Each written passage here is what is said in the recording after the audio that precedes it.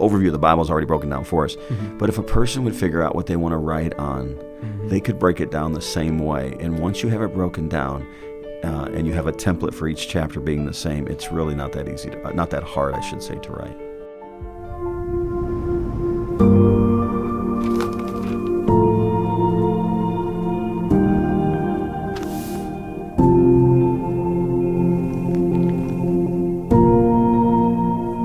Welcome to another edition of Maverick University. I'm your host, David Hallberg. Joining me today is Pastor Scott Hanks, pastor of Heritage Baptist Church in Lawrence, Kansas, and the director of Mercy and Truth Publications. Given your educational background, you were an education major. Has that aspect of your background lended you to be more inclined to write? You know, I don't know what caused me to write. My father, he encouraged it, though my dad did not write, but he encouraged us to write. But no, I'm not your normal school teacher. I only did school teaching because I wanted to be in ministry. Got it. I didn't do school teaching because I loved it. So Mercy and Truth is the name of your ministry there at the church. You print materials, tracts even, Sunday school curriculum, books, and things like that. Can you talk a little bit about the genesis of that? How did that come about? I mean, how many years ago was that? So I would say probably 23, 24 years ago, a man in our church, he had a printing ministry, and he printed about 7 tracts and one ABCs to Christian Growth type thing. And it was off-site, and then he came to me one day and said, hey, listen, what do you think about putting this underneath the church? And that's really the genesis of it. And so we put it underneath the church. Now the Lord had it for such a time as this. He stayed with us for about 7 years. And then really, to be honest with you, he was more mechanical. Okay. And so when he left, it went digital. And when going digital, we were able to do so much more. So, you know, you're talking about the equipment itself. The equipment, yeah. Okay. So everything. But what changed it is that a secretary could do a lot of it from her desk and then send it to a printer. Yes. Whereas before, everything was done on plates, and I mean, it was. Oh, really? Yeah, it was definitely old school. The old Gutenberg press, movable type. So full-color press and everything. So the Lord had it start that way, but then, of course, going digital, we were able to do a whole lot more. Do you outsource the printing, or you have some machinery there on site? No, I have machinery on site. Okay. So we have a color printer, and then we also have a black and white. Okay. And they're the kinds you would probably see like in a print shop. You know, they're really long, and they print, cut, fold, staple type stuff. Does it all? Yeah. Oh, that's pretty neat.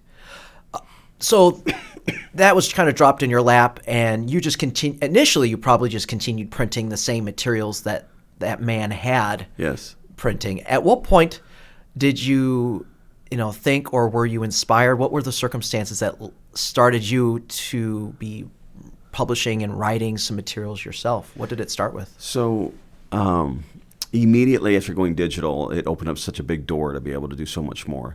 Our first set of tracks that really came out after that was how to go to heaven from, and then whatever your state was, how to go to heaven from Kansas, Oklahoma.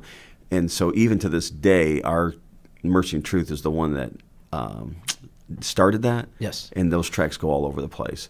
And then from there, it was all of the kind of tracks, Open Door, 100% Sure, Smiley, all of those came after that. So again, the track ministry really exploded after going digital. Writing started before there was ever a printing ministry for me. Okay. And I would try to print on my own. The first couple books that I wrote was Men and Women of Proverbs. I wrote that book. And that started off by an 8.5 by 11 with a comb binding. Okay. And I wrote that when I was 17 years old. Whoa. And then, whoa, stop. 17 years old? Really? Yeah.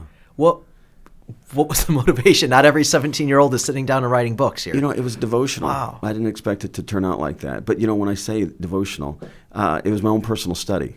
Okay. And then it turned into a book. The more I studied it, the more it turned into a book. And then that's how it started off. And then 8.5 by 11. And then I would have it printed on a copier and comb bind it. And then now you get to this day, and, of course, it's in different languages. And it's obviously perfect bound book. And yes. Yeah, it's just kind of neat how the Lord lets things go. I'm still trying to wrap my mind around a 17-year-old just doing that kind of study. Do you have some kind of outlet for it? Were you a Sunday school teacher? What was your outlet? I never taught them. It was just for me. Really? I never taught them in a Sunday school class or anything. It was just personal study. And back then, you didn't have a computer, so everything was done with an 1828 dictionary and a Strong's Concordance. You became an education major a year later after that. Yeah. I mean, I think this serves as an inspiration for every Christian young person to think that you don't have to be called to preach to be a student of the Word. Correct. It's not like you have to wait for some lightning bolt moment. And often teenagers do. I'll become that thing later. I'll become a dedicated Christian later. I'll become a preacher later. I'll serve God later. You were doing it as a 17. What caused you to do that? I'm still trying to figure out. Was it your influence of your father, or some other people that you? Yeah. I wish there was a defining moment for me, but I don't think there was. I think it was just a matter of, I guess things. I don't feel like I'm analytical, and I'm definitely not a visionary. Yeah. But things have to make sense to me, and in writing, I think people, John Rice said, he said, if writing was easy, everybody would do it. Yeah. And the truth of the matter is, it's not as hard as we make it to be. Mm-hmm. I always tell people that if they could find what their strength was or glitch or something, you don't start writing a book that's work. You start writing a book that you enjoy. Mm-hmm. Well, that's how Men and Women Proverbs was for me. Okay. I enjoyed the book of Proverbs. As a young person, that I did all my Bible reading from Proverbs. I'd read 3 or 4 chapters a day. Mm-hmm. And so it was fun to find things and see things that I'd never seen before. And then like Men and Women of Proverbs, what do? You read the book of Proverbs and you find wise man, and you find the angry man, and those phrases kept coming up. So then I would just try, how many different men are there in that book? Yeah, you bust out that that concordance, or like you're talking about, And then when I found out how many different men there were, did the same thing with the women. Okay. And then when I found out what they were, I wanted to find out what did they all have in common? What were their actions? What was the warning about them? Okay. And so really your outline to making the chapter was always the same in every one of them. Mm-hmm. The actions of a wise man, the characteristics of a wise man. And then it finally got into like a template, and it got to be fun to be able to find what was unique about every one of them. It became like a little hide and go seek exercise. You're just, the answer's there. It's got to be there. Let's find out where it is. That's exactly right. That's really neat. Right. And so if every Christian young person studied their Bible, if every Christian studied their Bible that way, there's something in this chapter for me. Yes. And often, reading your Bible becomes an academic exercise. And as someone who is an academic and I'm a teacher, I often do, have to snap out of it every once in a while. I'm like, no, there's something spiritually to benefit me here in this passage of Scripture, rather than just information and knowledge. And if you just got to open your eyes to it, I think. Yes. I've just jotted down a few things here. You have a discipleship series. There's a home series. There's this Bible Snapshots, which is great for family devotions and for children and things like that. Can you talk about the Bible Snapshots? Yeah. So there's 2 of them, Old Testament, New Testament. There's 365 days in a year, and there's 365 stories. Okay. And so for each of them, it would be a paragraph about how you'd apply that story to your life, and then it would have some questions in it and a memory verse. It's good for family altar because it just takes if a family gets together, it takes just a few minutes to read. You can talk about the application with your kids. But again, going back to writing, once I'm going to do Old Testament Bible story snapshots, I know I need to have 365 of them. Well, the very first step is figure out what the 365 stories are, and that might take you a week or 2. Mm-hmm.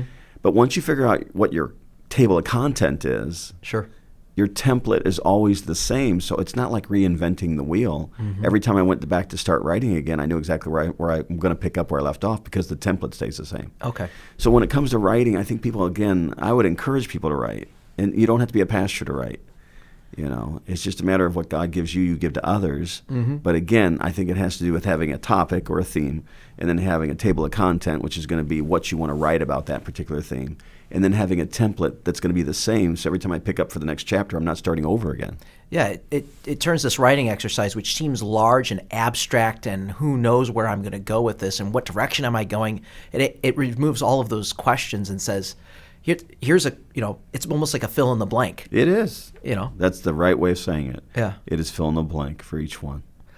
About the discipleship curriculum, discipleship material is something that every church needs, and every person who goes soul winning needs. And was there something specific that the Lord used in your life to serve as the genesis for that particular curriculum? I'm sure there were other ones out there. Sure, Why write your own? Okay, so discipleship, when we took the printing ministry over, sure, it had 7 tracks and one what you would say discipleship. It was like ABC to Christian growth. Well, when we switched from mechanical to digital, I knew we had to have something different. So the first one I wrote was called the Grow in Grace booklet. It's 10 chapters, and it's going to cover everything from salvation to eternal security to, being baptized, all those things that you would, how to read my Bible, why I go to church, how to pray.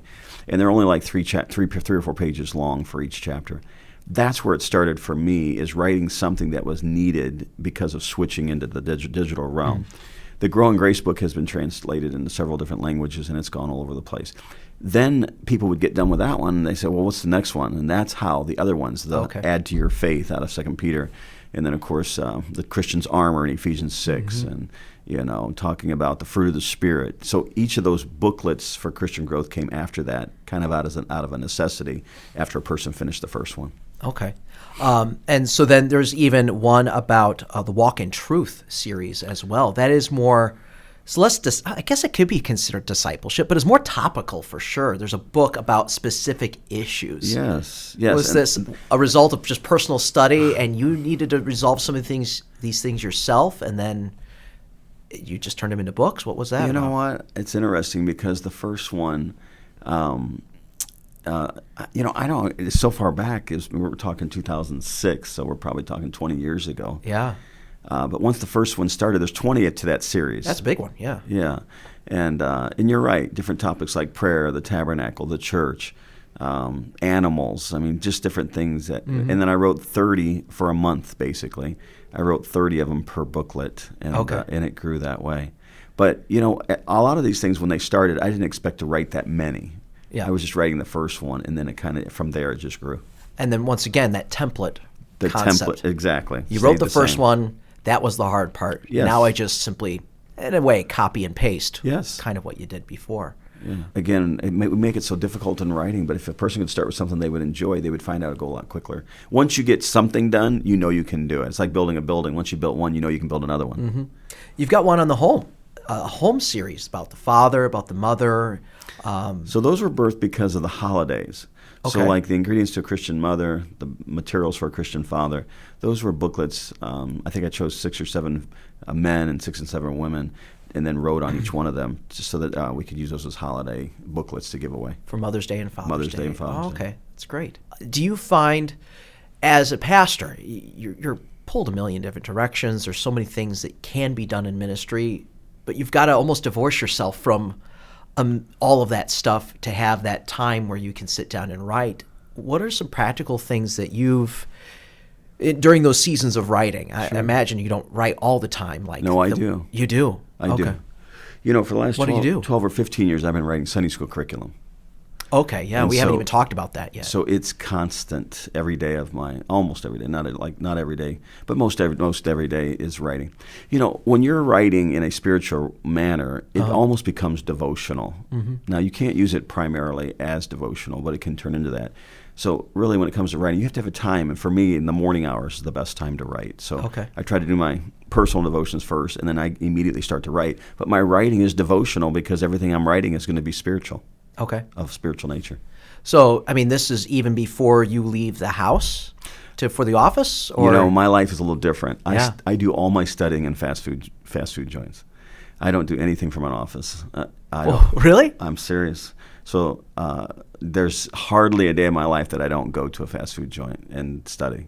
And there's not very many people there in the morning. And if the noise is too much, you just put earbuds in. Yeah. But I'm going to tell you, the plus about studying out for me is I never fall asleep, because you're not going to fall asleep in a restaurant where there's people.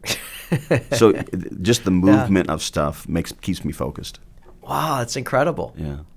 So you've got how many different Sunday schools series are? So the curriculums, there's probably 3 different veins, but there's several curriculums for each of those veins. Okay. All right. So like Bible overview, I think, or if I remember correctly, that one would probably have 7 or 8, such as New Testament Bible stories, Old Testament Bible stories, Old Testament Bible characters, New Testament Bible characters, anything on that way. Then there's another vein like on Christ. So there'll be 30 lessons on the parables of Christ, the Sermon on the Mount, the teachings of Christ, anything that would be Christ related. Yeah. There'll be 30 lessons on each one of those as a curriculum. So there's several curriculums. The one I'm writing right now that I really, really enjoy is an overview of the whole Bible. It'll actually be a 6-year overview from Genesis to Revelation. Wow.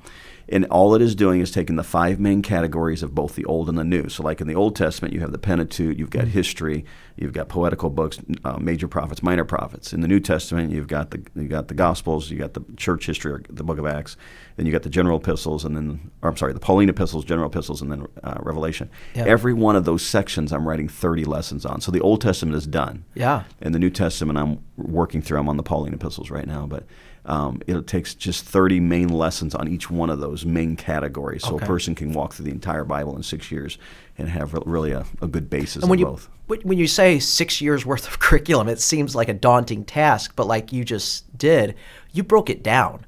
Yes. 30 lessons out of the Pentateuch? Easy. Yes. Yeah, you could easily pull 30 things out of the Pentateuch, 30 things out of the Gospels. Yes. Oh, please, with your eyes closed, probably. You just pick, there's so many things to choose from. It's almost harder to limit it to 30, really. Right. That's incredible. But see, like what you said about breaking it down, of course, the overview of the Bible is already broken down for us. Mm-hmm. But if a person would figure out what they want to write on, they could break it down the same way. And once you have it broken down, and you have a template for each chapter being the same, it's really not that easy, not that hard, I should say, to write.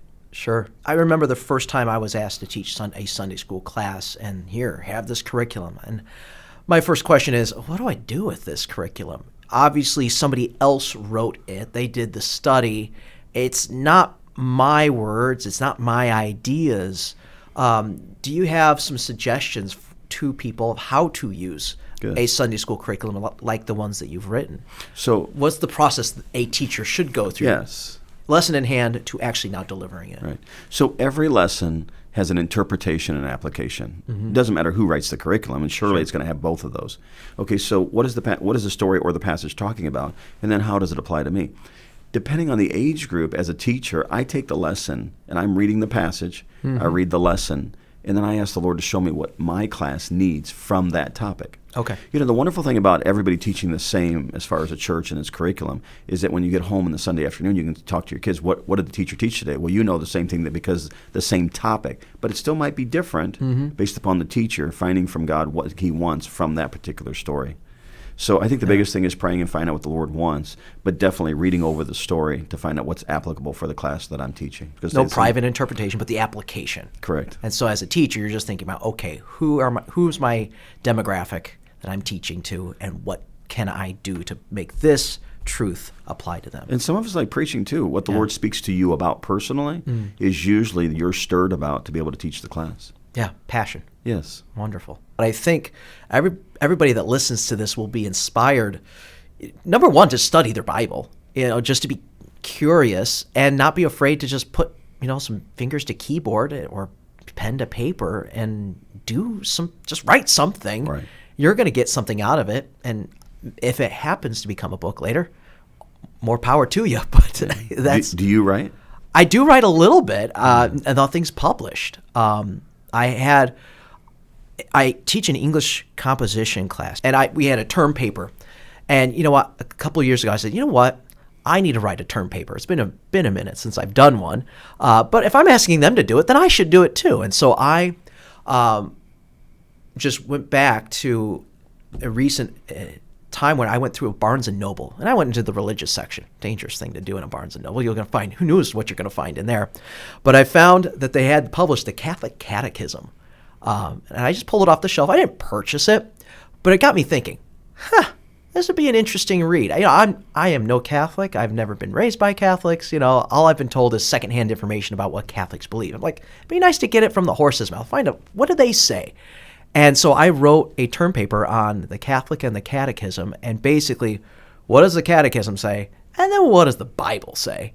And it was enlightening. There's one particular paragraph about baptism, and it says, according to our Lord, baptism is a requirement for salvation. I'm like, what? Wow. According to who? To Jesus? Like, where do they do that? And they have a little, superscript there, and I got to look at the footnote, and they referenced, John chapter 3.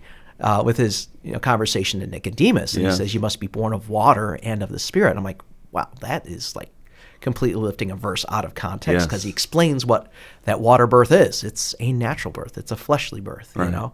And so it was amazing to me to do that personal study, because that was something that, once again, I was passionate about. Yes. And I found it interesting, and I got to take a particular topic. I've heard Catholics believe this. Let's read about it. Yeah, they do. And find out what sources they're citing and everything. It was really neat. I enjoyed it. What you wrote goes back to when I was 17. I had no idea I would be in a book. Mm-hmm. It was just for me. And so even your writing, you never know what the Lord will do with it. Yes. Well, thank you so much for the inspirational words. Yeah. Appreciate it. Thank you. Thank you so much for watching this episode of Maverick University. Make sure that you subscribe to this podcast on any of the audio-only platforms, whether it be Spotify or Apple Podcasts. And make sure that you leave us a review. A good review helps the podcast go out farther and wider. And also, you can go on our YouTube channel and subscribe there as well, where you can see the video version of this podcast. And make sure that you subscribe to that YouTube channel, that you like this video, and that you share it with somebody who will be benefited by it. Thank you so much.